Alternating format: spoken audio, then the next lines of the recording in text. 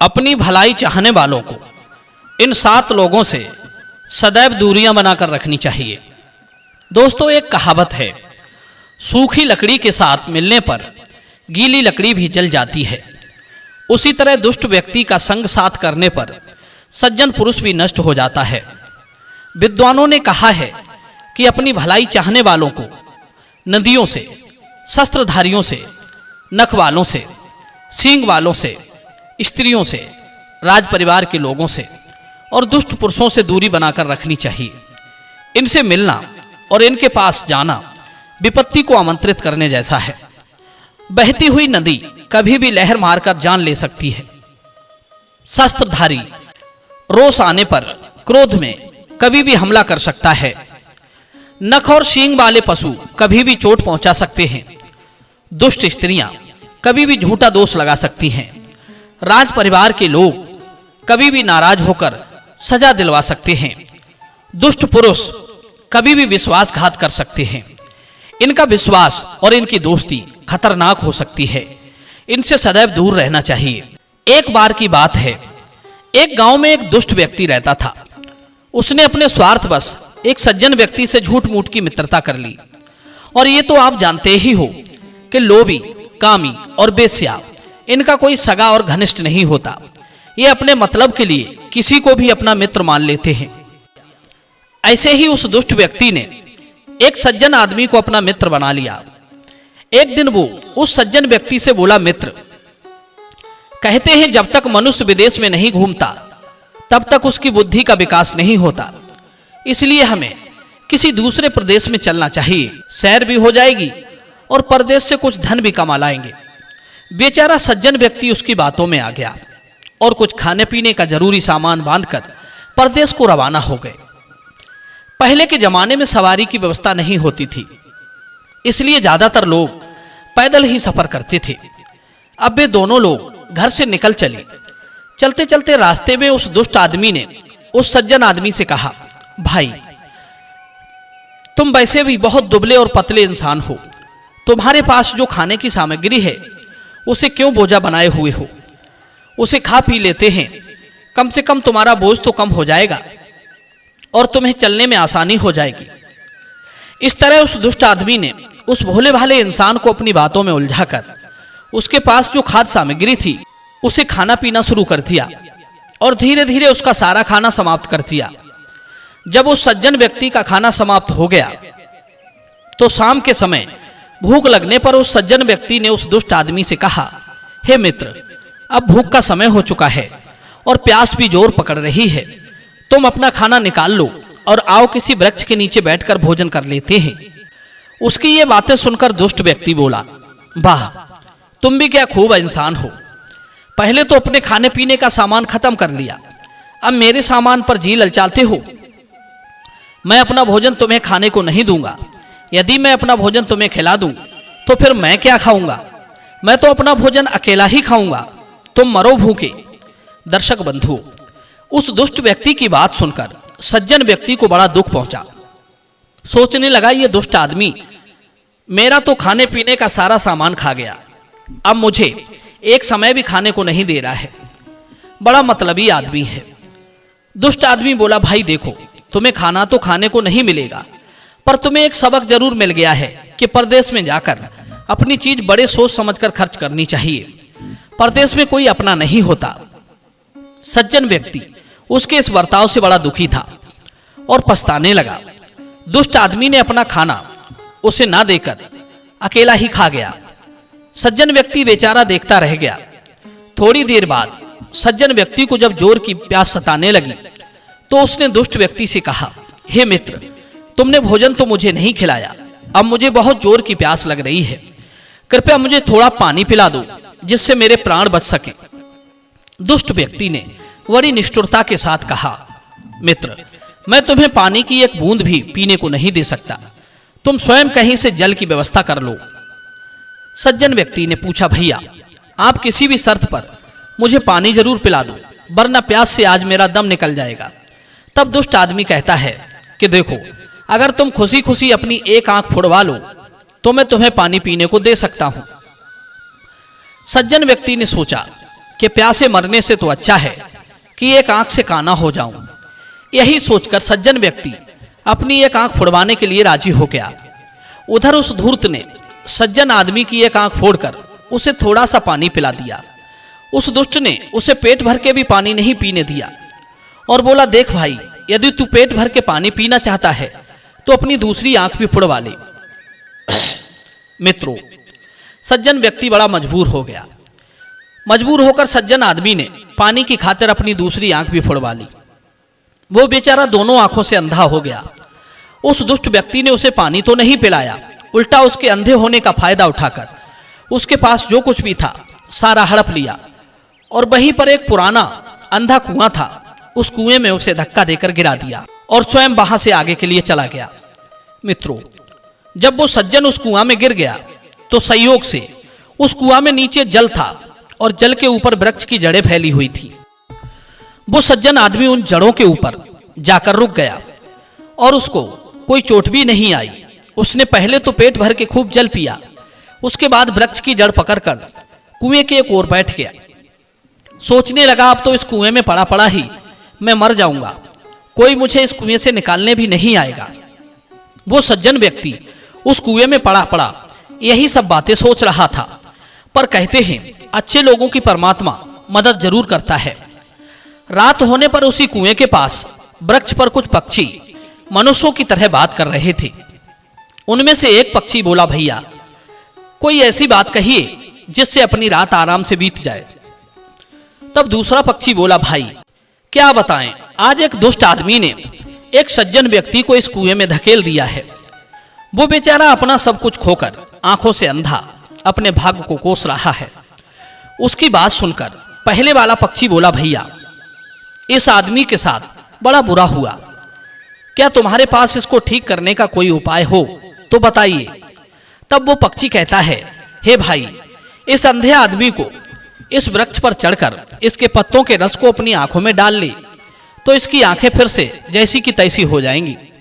और इस वृक्ष की छाल और पत्तों में एक विशेष गुण ये है कि भयंकर से भयंकर कोढ़ भी इन पत्तों को पानी में उबालकर उसे स्नान कराएं तो वो 3 दिन में ठीक हो जाएगा।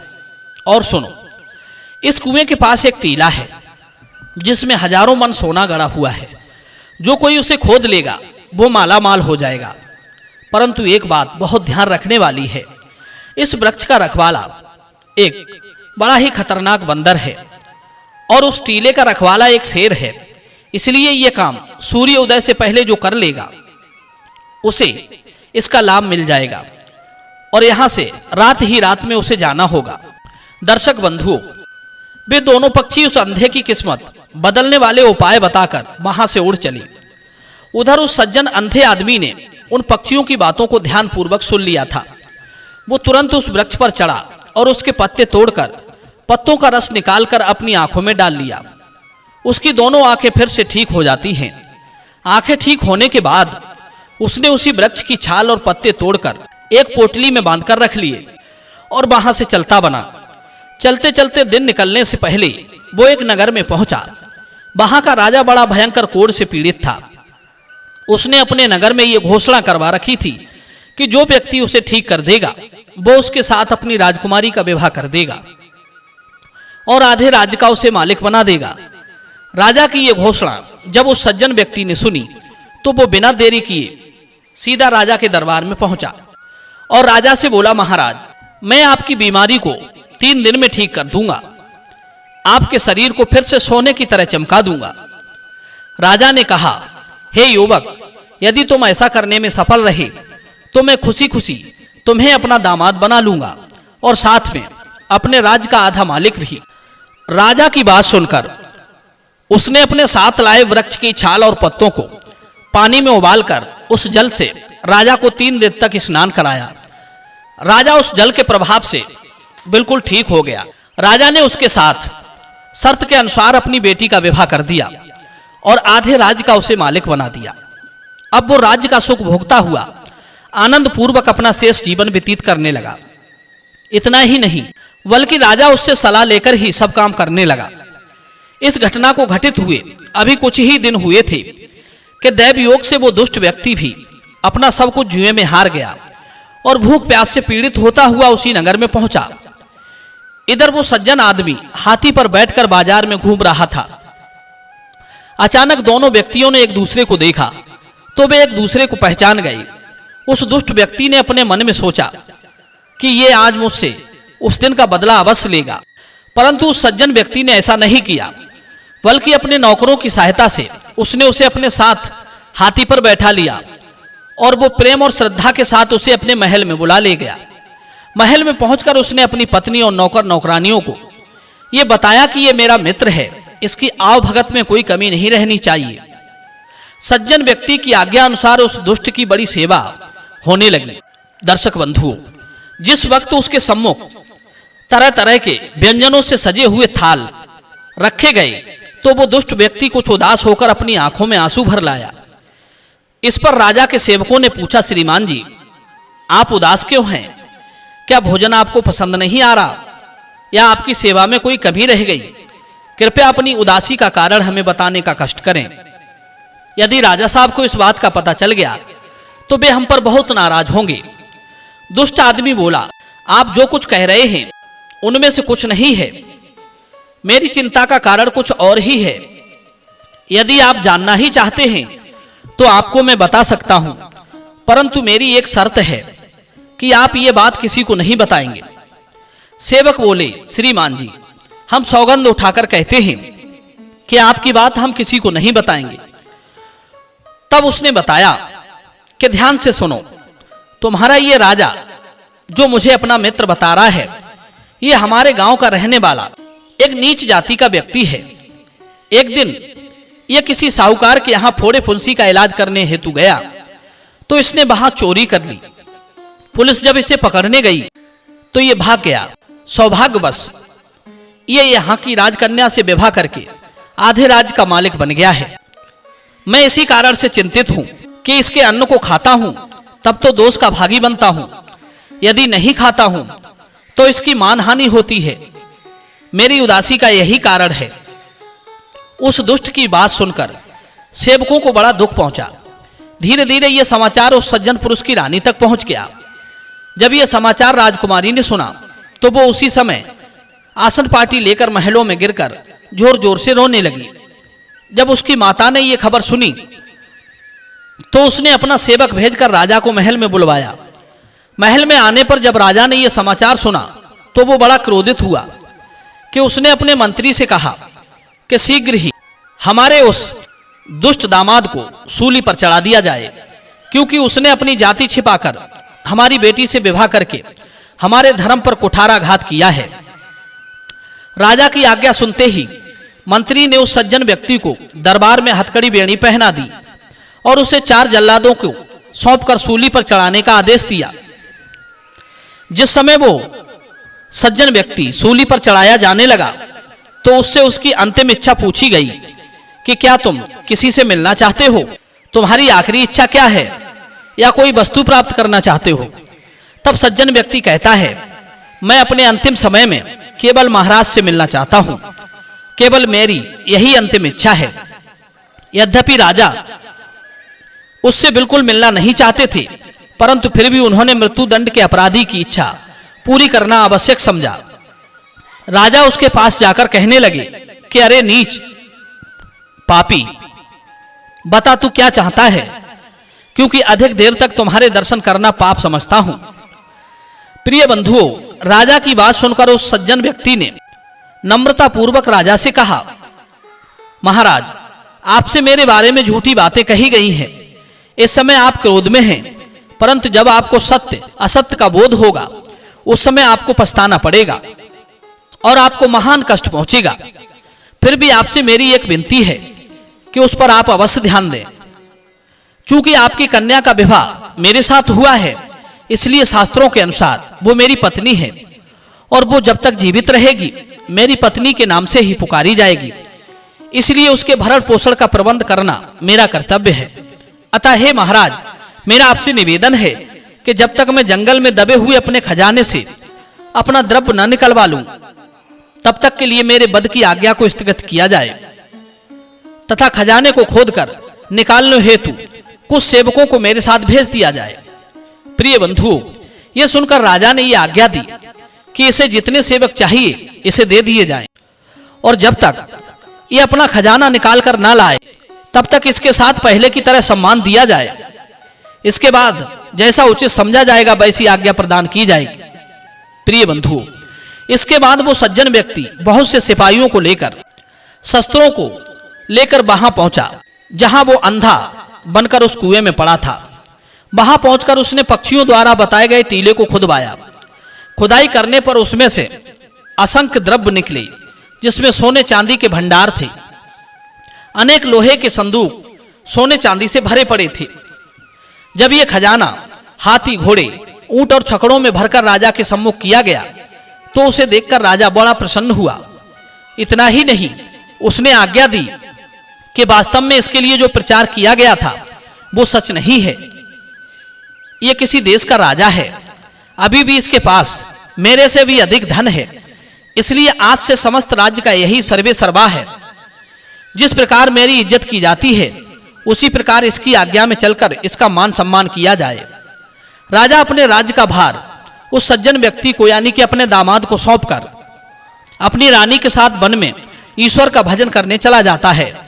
वो सज्जन व्यक्ति अब समस्त राज्य का स्वामी बनकर आनंद पूर्वक जीवन व्यतीत करने लगा।